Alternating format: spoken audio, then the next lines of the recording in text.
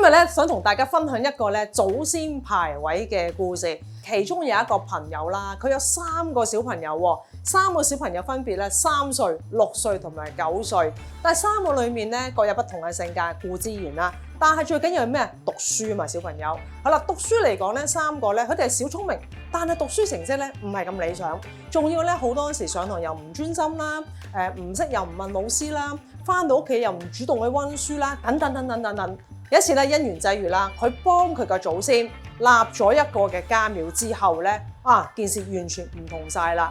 冇幾耐之後，佢3個小朋友嘅都唔知點解好主動嘅，放學返嚟咧就攞書出嚟溫咯喎。功課咧能夠喺學校做咧，都係學校做咗喎。仲有俾老師讚乜嘢？上堂專心啊！話佢專心咗，冇撩同學仔傾偈，亦都點樣咧？唔識嘅嘢咧都舉手問，主動咗舉手去問問題喎。因為你知㗎啦，小朋友嘅嘢就係話，如果唔識，佢舉手問問題。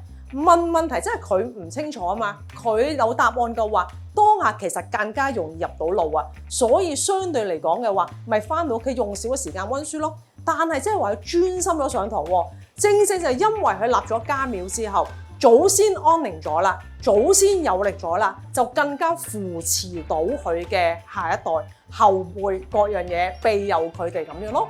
咁所以啦，祖先有力，家庭根基就穩固咯，好冇？嗱，下次再同你分享多啲小知識，拜拜。